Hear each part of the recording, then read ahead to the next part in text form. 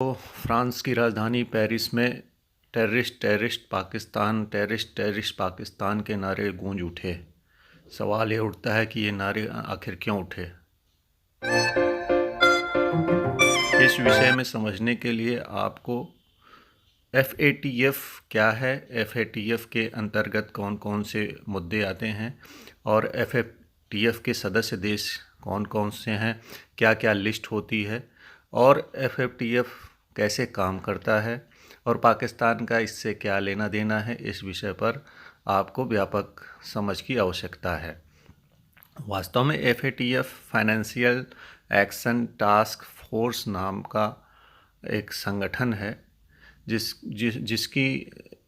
जिसके माध्यम से पूरी दुनिया में टेरर फाइनेंसिंग और ब्लैक मार्केटिंग के ऊपर नियंत्रण स्थापित किया जाता है। यह एक इंटर गवर्नमेंट ऑर्गेनाइजेशन है। इसमें 39 कंट्रीज़ पूरी दुनिया के शामिल हैं और वह इस संगठन की स्थापना 1989 में की गई थी।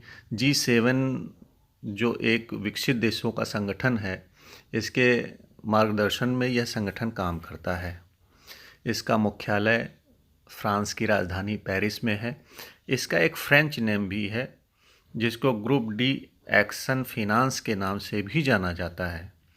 इसमें प्रतिवर्ष दुनिया भर के विभिन्न देशों में जो भी टेरर फाइनेंसिंग और आतंकवाद को मनी लॉन्ड्रिंग को लेकर जो भी कार्रवाइयाँ हो रही हैं, उस पर यह संगठन निगरानी रखता है और ऐसे देशों का चयन करता है जो मनी लॉन्ड्रिंग और टेरर फाइनेंसिंग के जरिए अवैध गतिविधियों में या आतंकवादी गतिविधियों में संलग्न है या उन पर नियंत्रण स्थापित नहीं कर रहे हैं।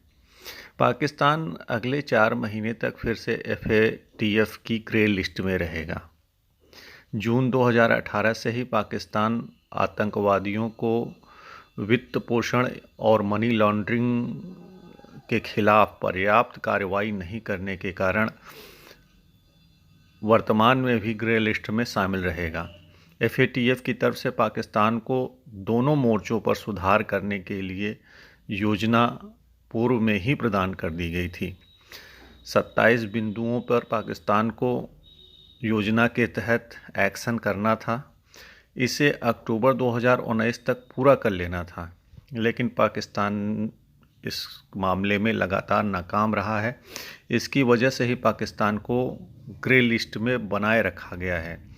पेरिस में हुई बैठक को यानी 4 मार्च को 2022 को पाकिस्तान को अगले 4 महीनों तक ग्रे लिस्ट में बनाए रखने का फैसला लिया गया है।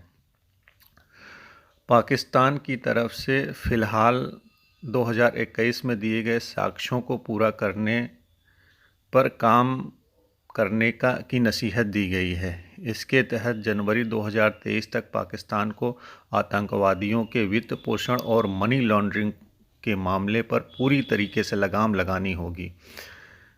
इससे पहले भी अक्टूबर 2021 में हुई बैठक में FATF ने माना था कि पाकिस्तान ने इन 27 बिंदुओं में से 26 पर प्रगति की है, लेकिन वह प्रगति पर्याप्त नहीं थी। आज भी पाकिस्तान में आतंकवादी खुलेआम घूम रहे हैं।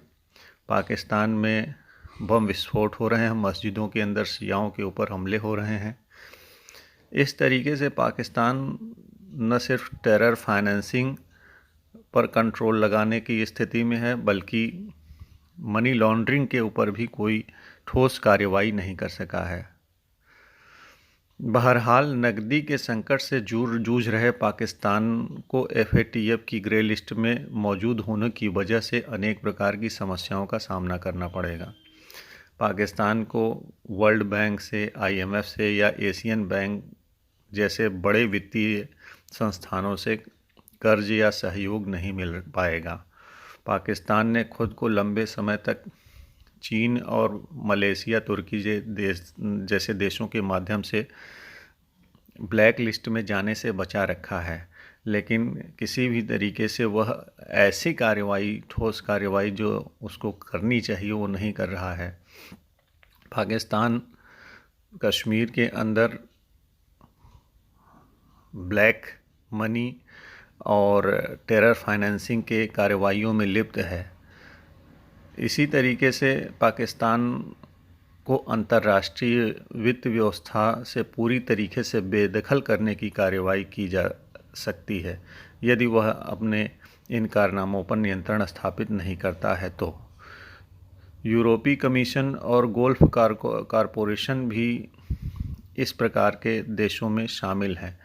वास्तव में एफएटीएफ के माध्यम से इस प्रकार के नियंत्रण की स्थापना की जा रही है कि दुनिया भर में टेरर फाइनेंसिंग के ऊपर कंट्रोल लगाया जा सके। भारत भी टेरर फाइनेंसिंग का शिकार रहा है और भारत ने सदैव ही इस संगठन के माध्यम से पाकिस्तान द्वारा की जा रही कारगुजारियों को अवगत कराया है। यही कारण है कि 2012 में, 2015 में और 2018 में 3 बार पाकिस्तान ग्रे लिस्ट में जा चुका है, लेकिन लगातार अपने इस दुर्व्यवहार से वह बाज नहीं आ रहा है। उम्मीद है कि वह इन गतिविधियों पर कंट्रोल करेगा और सुरक्षित रहेगा।